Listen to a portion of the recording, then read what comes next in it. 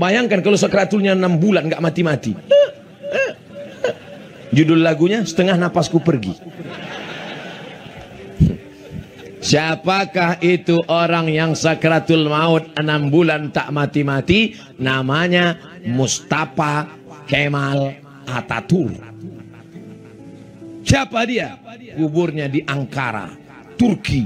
Ketika jamaah mau pergi ke Ankara, mau tanya, Ustadz Somad, kami mau pergi ke Turki, Ustadz titip apa? Mau titip sorban besar? Jangan, hidung saya pesek. Ustadz mau titip jubah besar? Jangan, saya ceramah kemana-mana pakai celana, malamnya aja pakai kain sarung. Hati saya agak cemas sedikit, angin kencang tadi. Karena kau cari makam kuburan Mustafa Kemal Atatürk, habis itu kau foto. Karena kawanku waktu di Mesir kuliah dulu dari Turki cerita, katanya Mustafa Kemal Atatürk sakratulnya 6 bulan tak mati-mati. Ketika ditanam di dalam tanah, melompat jenazahnya naik ke atas tanah. Ditanam ke dalam tanah, tak diterima tanah. Akhirnya disemen di atas tanah.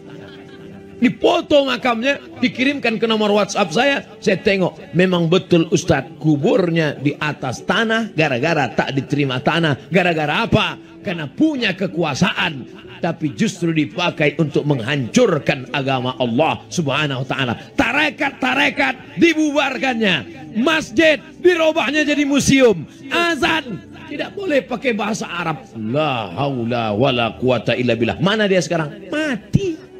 Fir'aun mampus. Ustaz, janganlah kasar-kasar kali. Saudaraku yang dimuliakan Allah, amma zabadu fayadhhabu jufa'a wa amma ma yanfa'un nasa fayamkuthu fil ar. Yang sia-sia, yang maksiat, yang dosa habis mati ditelan masa. Tapi yang bermanfaat kekal abadi sampai hari ini. Mana orang Aceh yang kaya-kaya? Mana orang Aceh yang punya kuasa? Mana orang Aceh yang dulu hebat-hebat? Mana orang Aceh yang emasnya banyak? Hilang ditelan zaman dan masa. Yang kekal abadi mana? Tengku Umar, Cik Ditiro, Cut Nyadin, Syekh Abdul Rauf As-Singkili, Sultan Iskandar Muda. Yang dikenang sepanjang zaman adalah orang-orang yang pernah beramal soleh. Mereka tidak pernah takut pada kehidupan. Tengku Umar, bagi Tengku Umar hidup ini sepele saja. Apa kata dia? Kalau aku mati, berarti aku mati syahid. Kalau aku besok pagi hidup, aku akan minum kopi. Hidup ini bagi mereka tidak terlalu besar. Mereka tidak takut dengan kehidupan. Kalau hidup besok pagi, minum kopi. Saya sudah 2 hari di Aceh, belum minum kopi. Kalau saya mati, matinya mati syahid. Alhamdulillah, dia mendapatkan itu. Mati sebagai seorang syahid. Apa kata Allah? Wala taqulu liman yuqtalu fi sabilillahi amwat. Jangan kau katakan Tengku Umar itu mati. Jangan kau katakan Panglima Polem itu mati. Jangan kau katakan Cut Nyadin itu mati. Jangan kau katakan Cut Mutia itu mati. Mereka tidak mati. Allah mengatakan bal ahya. Mereka hidup. Walakin la tash'urun. Kalian yang tak sanggup merasakan kehidupan mereka. Mereka hanya berpisah dari jasad. Tapi mereka sakratul mautnya husnul khotimah. Mati mereka kal qarsi, seperti dicubit saja. Mereka matinya seperti dicubit saja. Sementara kita mati seperti ditebas di tempat yang sama beratus kali. Seperti kambing yang dikuliti hidup-hidup. Seperti mata kail pancing yang ditarik dari kulit yang basah. Hidup hanya sekali.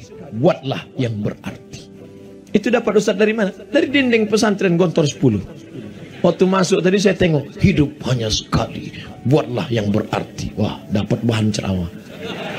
Makanya kalau lewat-lewat tuh baca guys. Setelah yang dimuliakan Allah Subhanahu wa ta'ala, mana yang punya harta, mana yang punya kebun yang luas, hilang. Mana yang punya seragam-seragam bangga, mana yang punya bintang-bintang, hilang. Semua hanya sebagai foto kenangan semata. Tapi yang kekal abadi, anakmu di tengah malam berdoa bertahajud, Rabbil firli wali walidayya warhamhuma kama rabbayani saghira. Itulah yang menerangkan kuburmu, Bu. Itulah yang membuat kuburmu lapang, Pak. Itulah yang membuat engkau tetap kekal abadi di aman yang hiruk pikuk, buat dia pandai berdoa. Ini anak tidak diajarkan doa, tidak dimasukkan ke pesantren, mati kita. Pakainya baju hitam, celana hitam, topi hitam, kacamata hitam, Man in Black. Habis itu dibukanya keyboard, nyanyikannya lagu Ayah dengarkanlah.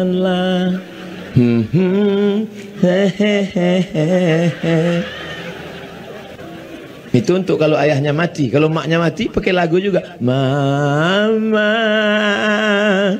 Saya karena nggak mau aja nyanyi nih. Kalau saya keluarkan album, menganggur artis-artis tuh. Saudara yang dimuliakan Allah Subhanahu wa taala, siapkah mewakafkan tanah untuk Islamic Center dan pondok pesantren? Yang bilang siap yang punya tanah aja. Siapkah kemasukan anaknya ke pondok pesantren sehingga menjadi anak yang soleh dan solihah? Mudah-mudahan anak kita selamat dari narkoba.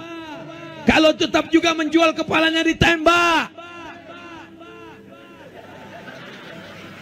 Saya ngutip pendapat dari Walid Husni Abdul Wahab aja.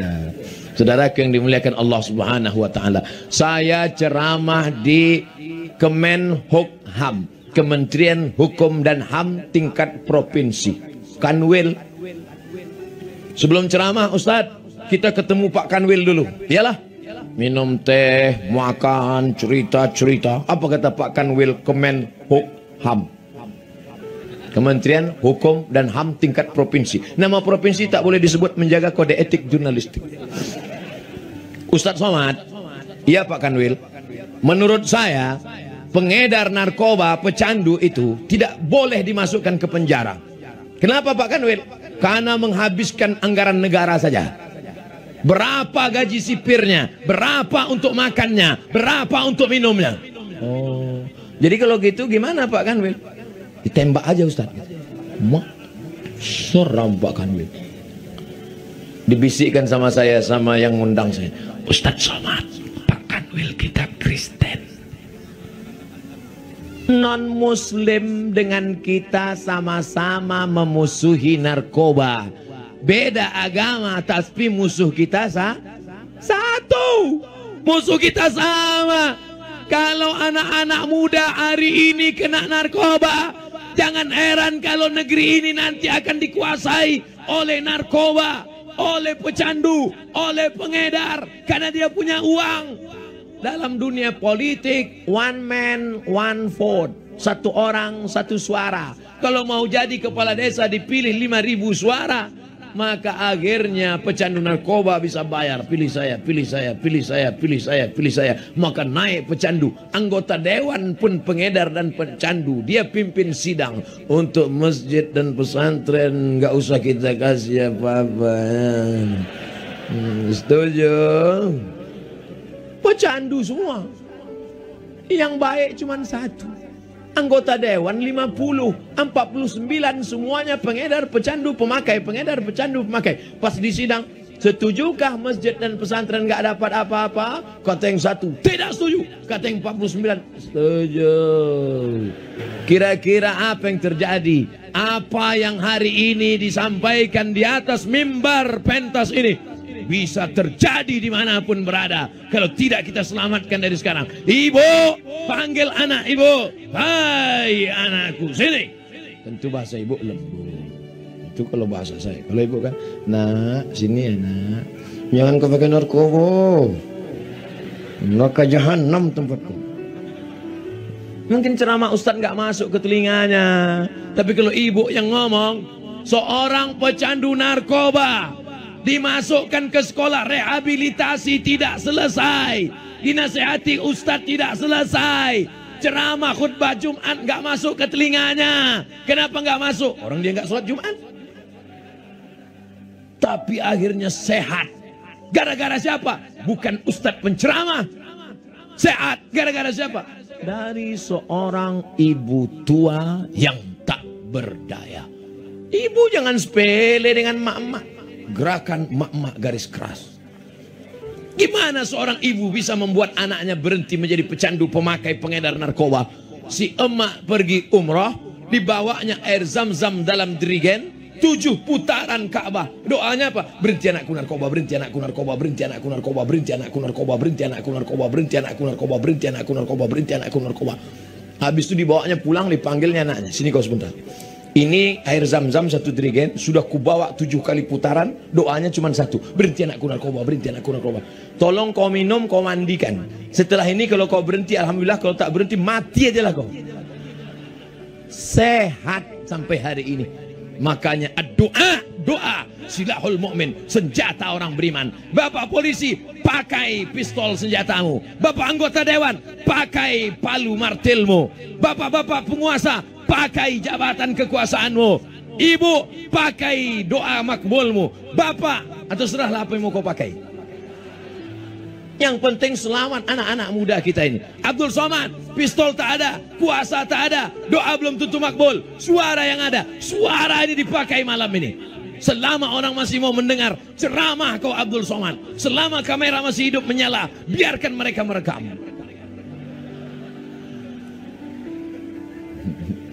Masya Allah, tabarakallah. Kok semangat kali Ustaz malam ini? Gak tahu saya. Karena ada doa orang-orang soleh dari belakang. Jadi mereka di belakang nih. Pernah tak Bapak Ibu melihat gambar seekor kucing kurus melihat gambarnya seperti singa di depan? Begitulah saya sekarang. Wayangan saya singa dengan gagah perkasa. Karena ada walid, ada ulama, ada kiai, ada tengku di belakang. Mereka berkata, Abdul Somad, maju kau ke depan. Kami mendoakan dari belakang. Kalau mereka membuli, membunuh kau, kami doakan dari belakang. Saya diundang BNN, Badan Narkotika Nasional. Akhirnya saya pun datang. Ustadz, dokter perempuan, polisi, BNN. Yang pertama bicara BNN. Saya sebagai ketua Badan Narkotika Nasional mengajak kepada kita semua supaya berhenti, karena kita adalah negara hukum. Siapapun akan ditangkap. Nah, selesai. Kemudian Pak Polisi, siapa saja yang pakai narkoba kita akan tembak, kita akan tembak. Nah, habis itu Ibu dokter. Ibu dokternya agak lembut sedikit. Adik-adik, kalau bisa jangan mengkonsumsi narkoba. Karena kalau narkoba ini kita pakai, nanti kita bisa mati. Kalaupun nggak mati, gila. Paling rendah, goblok. BNN sudah, polisi sudah, ibu dokter sudah. Yang terakhir yang mungkin agak enak, ustadz lah. Hanya ustadz. Siapa saja yang pakai narkoba, neraka jahanam teman. Mati su'ul khotimah. Ada yang lembut rupanya masalah narkoba. Pas turun saya ke bawah, dikawal sama Pak Polisi. Sampai ke tempat parkir. Saya bilang, Pak, ngapain kawal saya? Saya biasa bawa mobil sendiri, nyetir sendiri. Pak Ustadz, itu ceramah Ustadz tadi keras. Kalau ditembak mereka dari belakang. Iya juga. Masya Allah, tabarakallah. Tapi yang namanya hidup ini, berapa kali kita diancam, diponis orang mati. Nggak mati-mati. Jangan takut. Berapa kali dokter mengatakan, Bapak, kalau nggak dibedah, kalau nggak pasang cincin, kalau nggak makan ini, mati. Dokternya mati duluan. Ajal di tangan kuasa Allah. Innama amruhu idza arada syai'an ayakula lahu kun. Itu. Walid tadi ngomong begitu lantang. Itu bukan tanpa resiko. Ustaz kenapa berani? Beliau udah mendahului. Ini pelajaran bagi bupati, gubernur, kepala daerah, Pak Camat. Sebelum Ustaz ceramah, kalian gas dulu. Biar Ustaz tuh agak berani sedikit. Tapi kebaikannya bukan untuk popularitas. Ini tidak ada hubungan dengan pilkada. Masih lama lagi, masih jauh. Ini adalah untuk kebaikan masyarakat. Supaya masyarakat cinta kepada agama, menjaga marwah dan kehormatan diri. Maka kita jaga ini semua. Sholat berjamaah, ramaikan masjid, wakafkan tanah, masukkan sekolah agama. Setelah itu insya Allah, walau anna ahlal qura amanu. Kalau penduduk Aceh, Aceh besar, desa teladan, amanu, percaya pada Allah, wattaqau, takut pada Allah, la fatahna